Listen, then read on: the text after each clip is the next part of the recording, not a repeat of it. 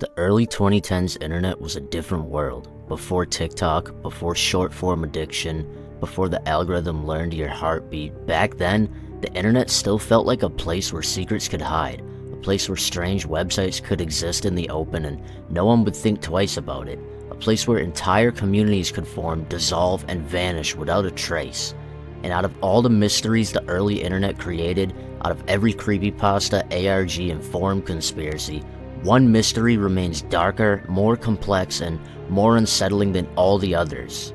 A dead Reddit user, cryptic websites, a timeline that lines up disturbingly well with a real-world assassination. This is not fiction. This is the full deep dive into the internet's greatest real mystery, the story of Lake City Quiet Pills.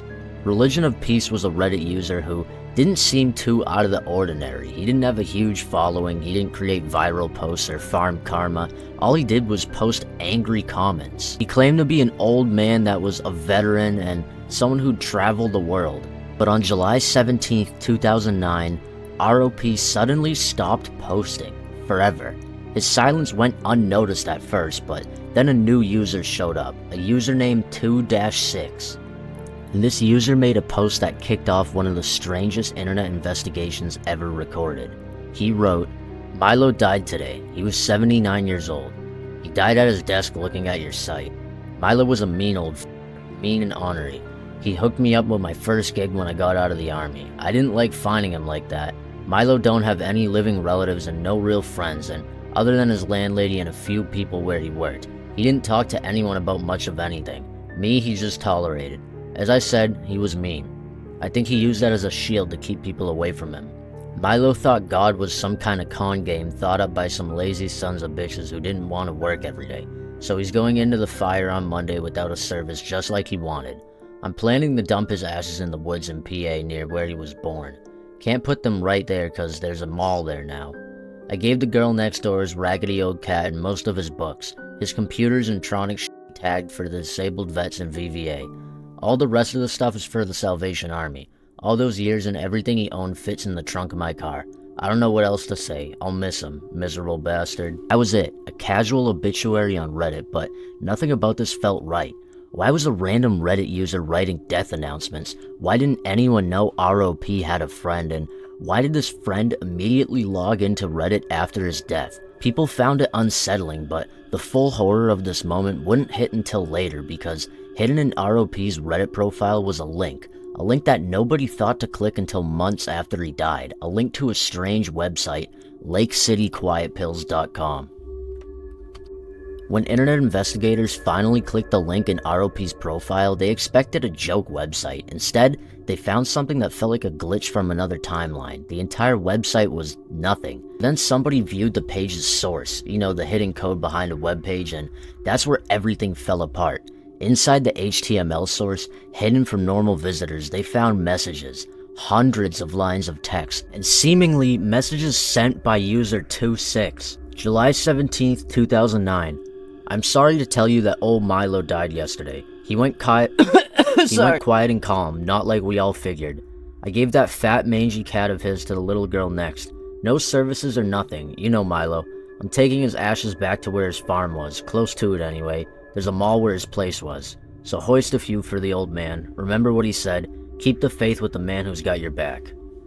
Immediately under this post had a bunch of job listings for some really shady stuff. On November 14th, 2009, a message was posted to the website's code stating, "Milo's will cleared probate. Surprise, Milo was loaded. Email Shade if we sent you out in 2005 to 2009. Shade will have checks cut for you. Amount is by how many times, not by pay total. Small share is 3 to 4K. This shows that this website goes way deeper than we originally thought. Some of these acronyms used in the job listings, such as W/W, actually stand for things like wet work, which would have to be something involving murder. The more that people looked at this website, the more that they slowly realized this was something organized and big. On January 12, 2010, a message was posted to the website saying, "Happy New Year, everyone. We're having a birthday party for the old man on the 19th. Party starts at 1500 at the usual. Send your RSVP to Shade. FYI, we're booking a room for 3 days for anyone coming from out of the area.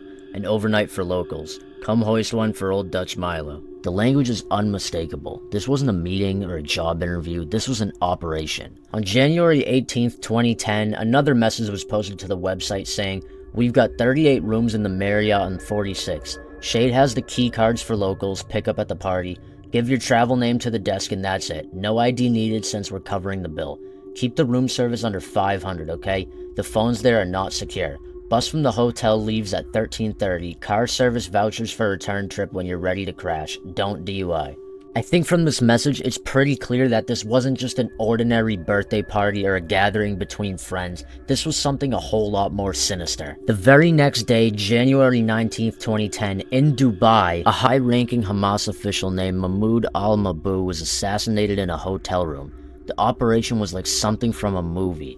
And the entire thing was caught on CCTV footage, so I'm gonna play that for you guys and we're gonna go through it right now together. Multiple operatives entered Dubai using fake European passports, and their arrivals were staggered so no group looked like they were connected. Each operative wears tennis outfits, baseball caps, and wigs, so they appeared like tourists. They avoided eye contact with each other in the airport to avoid pattern detection, and the squad checked into various nearby hotels. Some didn't even check in at all, and they used the hotel lobby as a staging area.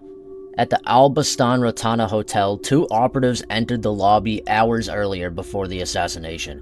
They sat in the lounge pretending to read magazines and watch TV, and one operative repeatedly scanned the room checking entrances for staff movement. Another positioned himself near elevators to identify where the rooms are located. They rotated positions every 20 minutes to avoid suspicion. 2 of the operatives wearing tennis outfits went to Mabou's floor without luggage. They walked the full hallway to map camera placements, and one bent down to tie his shoe directly under a security camera, blocking it with a baseball hat for 2 seconds, likely to test the camera's blind spots. They located the target's room number in advance. A separate pair entered the same floor carrying electronic equipment in a tennis bag, widely believed to be door bypass tools. Mabou arrived at the hotel alone, wearing a baseball cap and carrying a small bag. Footage shows he appears to be relaxed but alert. A shadow team follows him from the lobby all the way to his room at a distance, and he checks in at around 3 p.m. He goes into his room number 230. As soon as Mabou's door closes, the operatives in the hallway signal each other by cell phone. A maintenance man operative walks past the camera with a hotel cap and a clipboard, disguising his face from security systems. 2 operatives position themselves at the opposite ends of the hallway, taking turns walking slowly towards elevators, acting as lookouts.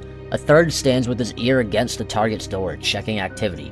Communication is constant, and all movements are slow, relaxed, and coordinated. Though not shown directly in the footage, Dubai police said that a specialist arrived carrying a large sports bag containing tools, and he knelt at the door as if he was fixing a shoe, but he's actually bypassing the lock. Dubai investigators believe that they used an electronic device to interface with the hotel's magnetic lock system, allowing the door to open without force. 4 operatives entered Mabou's room while the lookout stayed in place, and they likely immediately isolated him.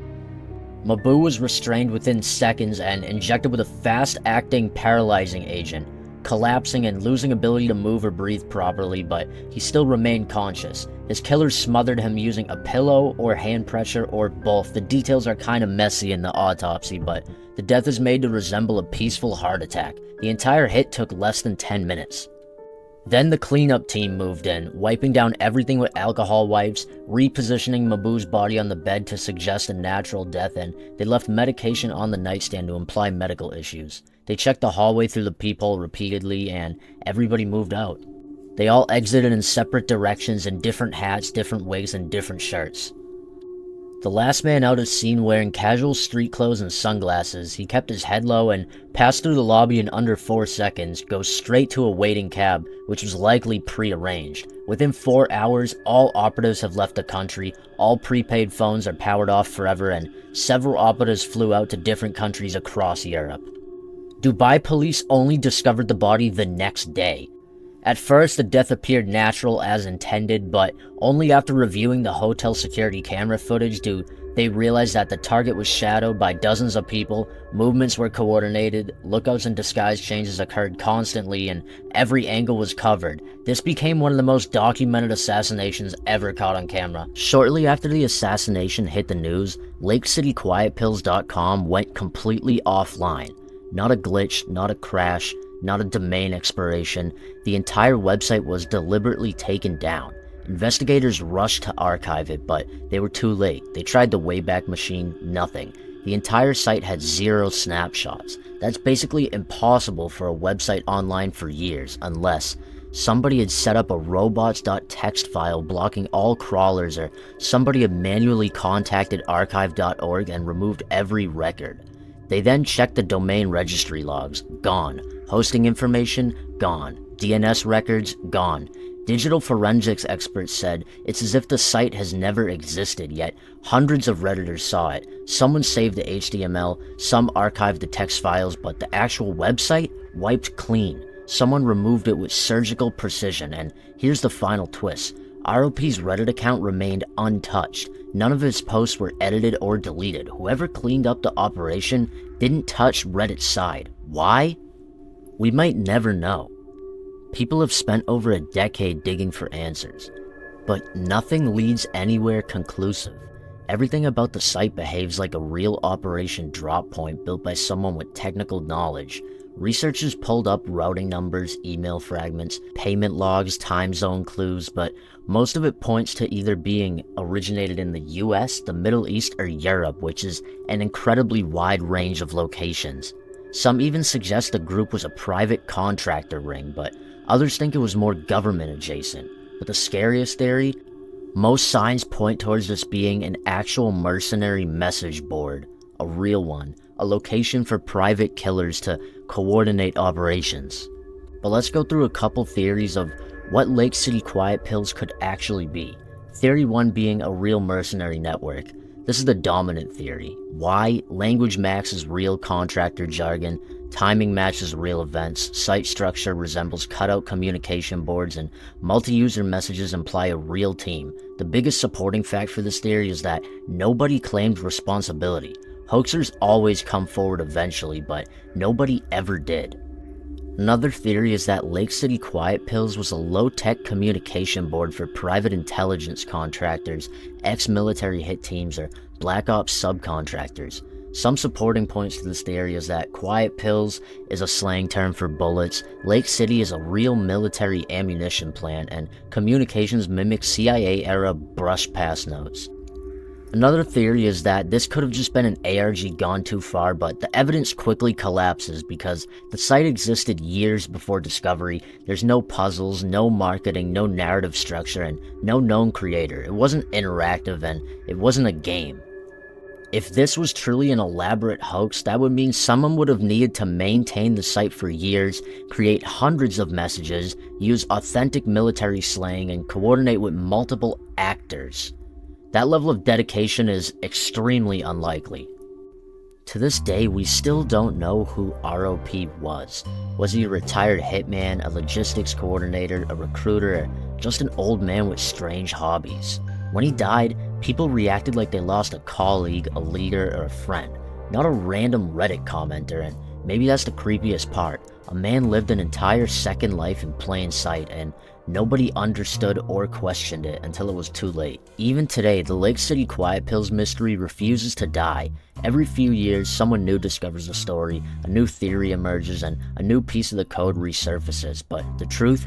Nobody has ever solved it. Not Reddit, not 4chan, not cybersecurity experts, journalists, or amateur detectives. The website is gone, the messages are gone, and the people behind it have vanished. The only man who might have known the truth has been dead since 2009. Some secrets stay buried, some code is never meant to be read, and some quiet pills are never supposed to be heard. But what do you think? Do you think Lake City Quiet Pills was truly an underground organization for hits, or do you think it was simply just a joke gone too far? Let me know down in the comments, and thank you guys so much for 1,000 subscribers. I love you all. I'ma head out. I'll see you in the next one. Bye-bye.